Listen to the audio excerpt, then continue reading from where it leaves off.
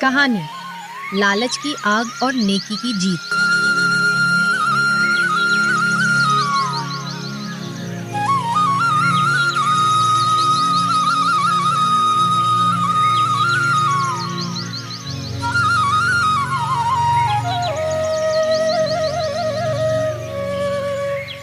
रामपुर गांव के चौराहे राम भरोसे की चाय की टपरी पर हरीश, शंकर और गांव के 2-3 अन्य किसान चाय की टपरी पर लकड़ी की बेंच पर बैठे हैं। वे थके हुए हैं और उनकी बातचीत में निराशा का भाव है। राम भरोसे काका उन्हें चाय देते हैं। हे भगवान, इस साल तो इंद्र देवता ऐसे रूठे कि हमारी कमर ही टूट गई। पहले महीनों तक पानी की एक बूंद नहीं, और जब फसल सूखने लगी तो ऐसी बेमौसम बारिश हुई कि जो कुछ बचा था वो भी सड़ गया। तुम सही कहते हो हरीश भाई।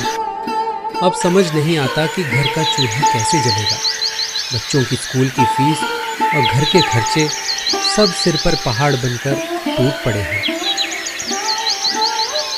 इन सब चिंताओं से बड़ी चिंता तो उस मोती बनिए की है।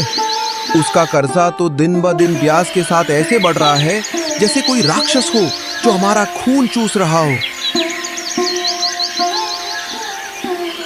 उस पत्थर दिल इंसान को हमारी मजबूरी कहाँ दिखती है। उसे तो बस अपनी तिजोरी भरने से मतलब है। सुना है कल वो बेचारी चमेली काकी के घर गया था, उन्हें बहुत बुरा भला कह रहा था। हाँ, मैंने भी सुना। कह रहा था कि अगर कर्जा नहीं चुकाया तो उनकी वो 2 बीघा जमीन अपने नाम करवा लेगा। बेचारी किस्मत की मारी, पति को गुजरे अभी साल ही तो हुआ है। उनका बेटा राम अकेला क्या क्या संभालेगा।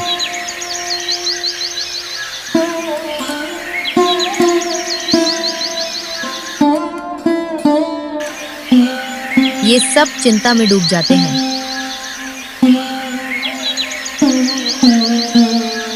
घर बहुत ही सादा है। दीवारों पर मिट्टी का लेप उखड़ रहा है। एक कोने में मिट्टी का चूल्हा है जिस पर चमेली बासी रोटियां गर्म कर रही है। उसका 25 वर्षीय बेटा राम पास ही बैठा एक टूटी हुई खाट की रस्सी कस रहा है। उसके चेहरे पर मेहनत और भोलापन है, लेकिन आंखों में माँ के लिए चिंता है।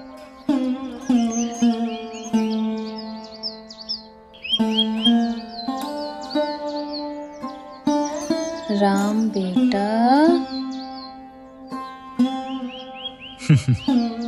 हाँ माँ। वो मोती सेठ आज सुबह फिर दुकान के बाहर मिला था। कह रहा था कि अगर इस हफ्ते पैसे नहीं दिए तो वो हमारी ये जमीन अपने नाम करवाने के लिए अर्जी डाल देगा। राम के हाथ रुक जाते हैं। वो हथौड़ी नीचे रखकर अपनी माँ के चिंतित चेहरे को देखता है।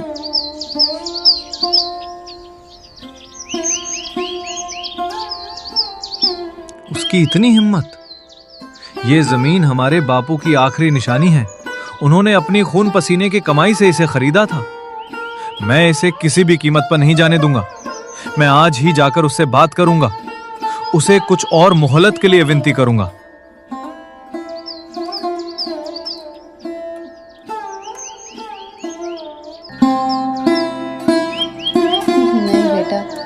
वो किसी की नहीं सुनता। वो पत्थर का हो गया है। तेरे बापू ने उसकी बेटी की शादी के लिए उससे सिर्फ 10,000 रुपये उधार लिए थे, और आज वो ब्याज पे ब्याज लगाकर उसे 50,000 बता रहा है। वो हमारी गरीबी का फायदा उठा रहा है बेटा।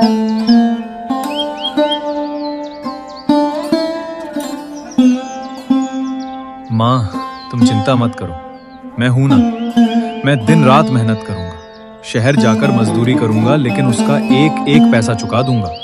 हम अपनी जमीन नहीं खोएंगे। एक बार, बस एक बार और उससे बात करके देखते हैं। शायद उसे हमारी हालत पर तरस आ जाए।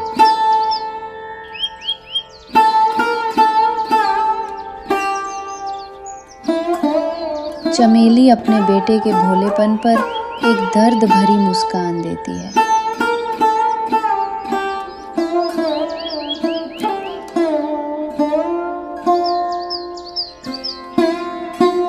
अपनी गद्दी पर मखमल के तकिए के सहारे बैठा है। वो चांदी की थाली में रखे लड्डू खा रहा है और हिसाब की मोटी मोटी लाल किताबों में कुछ लिख रहा है। उसकी दुकान अनाज की बोरियों, तेल के कनस्तरों और हर तरह के सामान से ठसाठस भरी है। ये गांव वालों की जरूरतों और उसकी अमीरी का प्रतीक है। सेठ जी नमस्ते।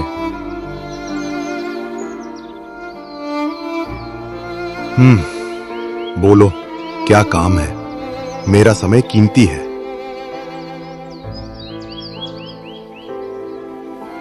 सेठ जी, हम पर रहम करो। आप तो जानते हैं मेरे पति अब इस दुनिया में नहीं है। हम आपका कर्जा धीरे धीरे चुका देंगे, बस इस साल की मोहलत दे दो। फसल ने हमारा साथ नहीं दिया।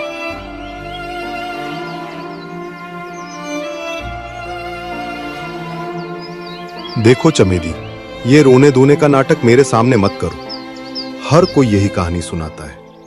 मुझे पैसों से मतलब है, तुम्हारी कहानियों से नहीं। सेठ जी, हमने आपसे केवल 10,000 लिए थे, ये 50,000 कैसे हो गए? ये तो सरासर अन्याय है।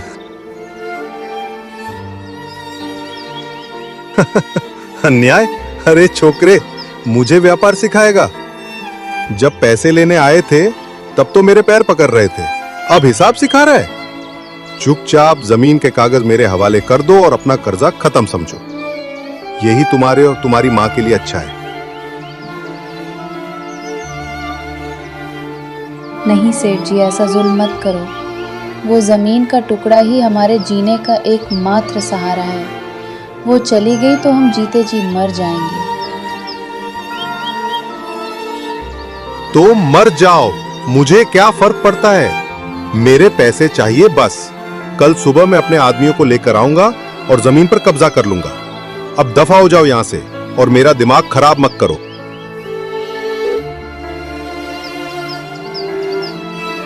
मोती उन्हें बाहर जाने का इशारा करता है। चमेली और राम अपमानित और निराश होकर वहां से चले जाते हैं।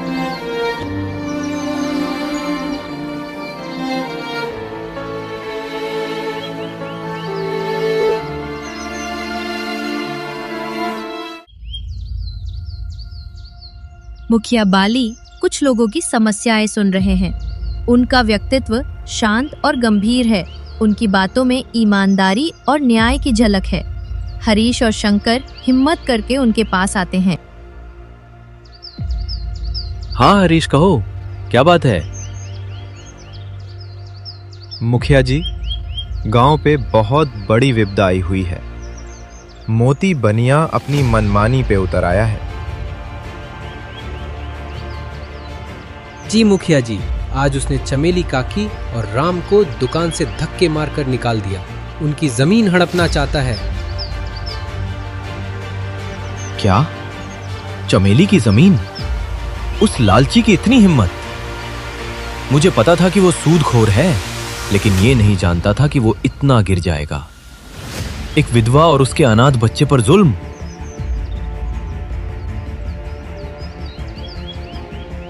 मुखिया जी, आप ही कुछ कर सकते हैं। वो किसी की नहीं सुनता। तुम लोग चिंता मत करो, मैं इस गांव का मुखिया हूं और यहां किसी के साथ अन्याय नहीं होने दूंगा। मैं आज ही उस मोती से बात करता हूं। चमेली और राम घर के बाहर उदास बैठे हैं। राम गुस्से में मुट्ठियां बींच रहा है। तभी मुखिया बाली वहां आते हैं। उन्हें देखकर माँ बेटा खड़े हो जाते हैं। चमेली बहन, तुम चिंता मत करो, मैंने सब सुन लिया है। अब क्या होगा मुखिया जी? हम तो लुट गए, बर्बाद हो गए। मुखिया जी, मैं उस मोती को छोड़ूंगा नहीं। उसने मेरी माँ का अपमान किया है। नहीं बेटा, गुस्से से बात और बिगड़ जाएगी। शैतान का सामना करने के लिए शैतान नहीं, बल्कि दिमाग और हिम्मत की जरूरत होती है। तुम दोनों घर पर रहो, तुम्हारे साथ कोई अन्याय नहीं होगा, ये इस मुखिया का वादा है।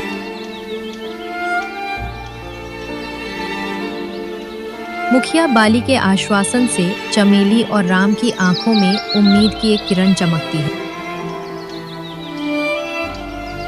मोती दुकान बंद करने की तैयारी कर रहा है, तभी मुखिया बाली दुकान में प्रवेश करते हैं।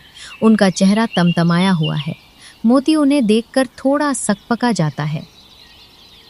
अरे मुखिया जी, आप आइए, बैठिए, चाय पानी कुछ। रहने दो ये नाटक मोती, मैं यहाँ तुम्हारी मेहमान नवाजी के लिए नहीं आया हूँ। क्या हुआ मुखिया जी? तुम खुद को गांव का राजा समझने लगे हो। गरीबों को लूटकर, एक विधवा को सताकर तुम्हें शर्म नहीं आती? मुखिया जी, ये तो व्यापार है, मैंने कोई जबरदस्ती नहीं की। उन्होंने कर्जा लिया तो चुकाना तो पड़ेगा ही। व्यापार और लूट में फर्क होता है मोती। लाओ अपना वो लाल बही खाता दिखाओ जिसमें तुम इन गरीबों का हिसाब रखते हो। मैं खुद देखना चाहता हूं कि 10,000 का 50,000 कैसे बनता है। वो तो घर पर है, यहाँ नहीं है। झूठ, तुम्हारी एक एक नस से वाकिफ हूं मैं। अगर तुमने अभी वो किताब मेरे सामने नहीं रखी तो मैं कल ही तुम्हारी शिकायत कलेक्टर साहब से करूंगा। सरकार ने गरीबों के लिए जो कर्ज माफी की योजना निकाली है, मैं चमेली का नाम उसमें डलवा दूंगा। तब तुम्हें एक फूटी कौड़ी भी नहीं मिलेगी और सूदखोरी के जुर्म में जेल जाओगे, सो अलग। ये सुनकर मोती के पैरों तले जमीन खिसक जाती है। उसे पता था कि मुखिया जो कहता है वो करके दिखाता है। वो कांपते हाथों से गद्दी के नीचे से एक लाल किताब निकालकर मुखिया के सामने रख देता है।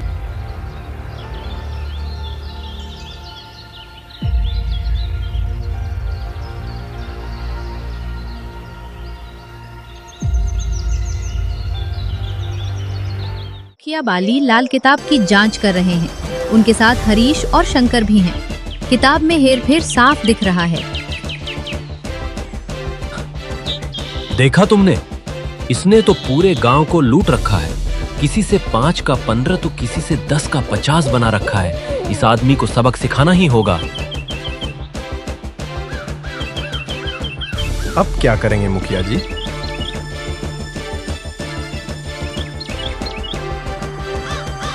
अब इंसाफ होगा और सबके सामने होगा। कल सुबह गांव के पीपल के पेड़ के नीचे पंचायत बैठेगी। दूध का दूध और पानी का पानी वहीं होगा। जाओ पूरे गांव में ऐलान कर दो।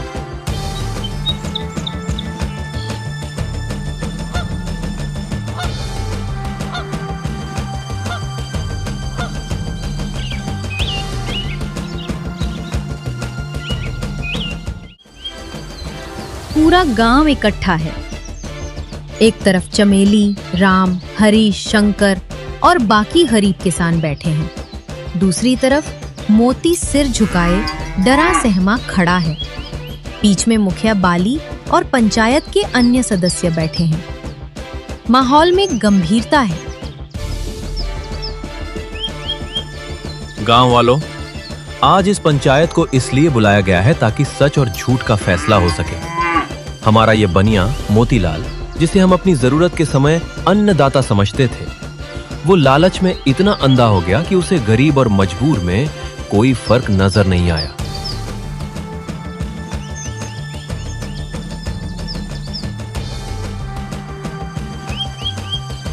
मुखिया लाल बही खाता हवा में उठाते हैं।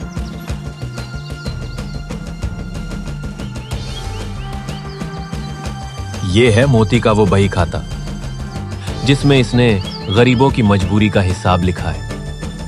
चमेली बहन के पति ने 10,000 लिए थे, जिस पर ये 50,000 का ब्याज लगाकर उनकी जमीन हड़पना चाहता था। हरीश ने 5,000 लिए थे, जिसे इसने 25,000 बना दिया। ये सूदखोरी और जुल्म का जीता जागता सबूत है।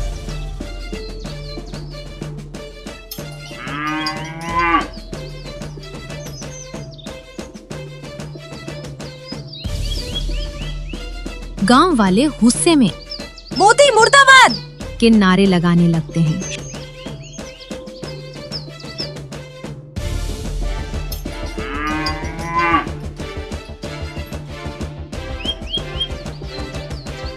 शांत हो जाइए। कानून अपने हाथ में लेना भी अपराध है। इंसाफ पंचायत करेगी। मोती, तुम्हारे सामने अब दो ही रास्ते हैं। पहला, तुम इन सभी लोगों से सिर्फ मूल रकम लोगे और आज तक का सारा ब्याज माफ करोगे, और चमेली बहन का पूरा कर्जा माफ करोगे क्योंकि तुमने उन्हें सबसे ज्यादा प्रताड़ित किया है। दूसरा रास्ता सीधे जेल की ओर जाता है। फैसला तुम्हारा है।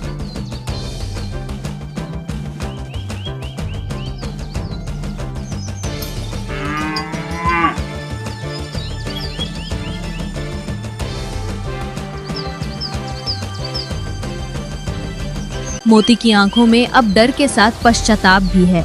वो भीड़ को देखता है, फिर चमेली के दर्द भरे चेहरे को, और फिर मुखिया बाली के न्यायप्रिय चेहरे को।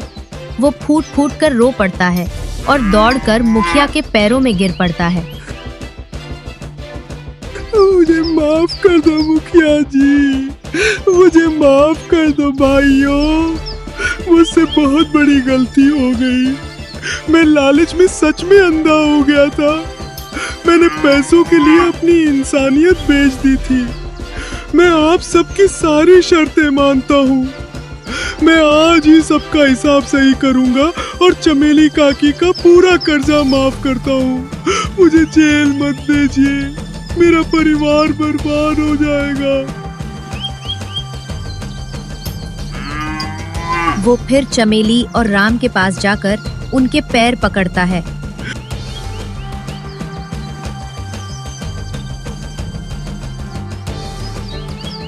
मुझे माफ कर दो बहन, मुझे माफ कर दो राम।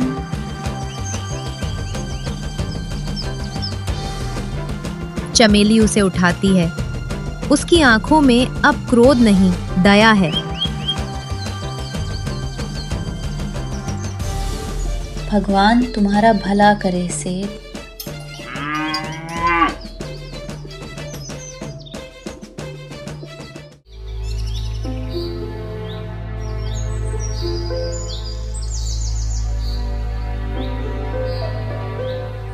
मौसम बदल चुका है। अच्छी बारिश हुई है और खेत में फसल लहलहा रही है।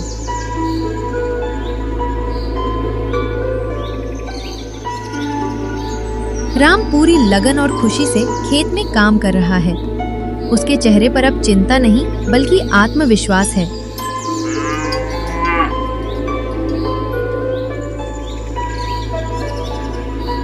चमेली एक पेड़ की छांव में बैठी उसे देख रही है और उसकी आंखों में संतोष के आंसू हैं।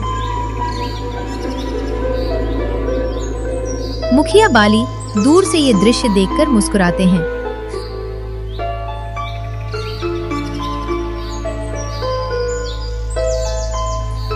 गांव का माहौल अब बदला हुआ है। लोग एक दूसरे की मदद कर रहे हैं।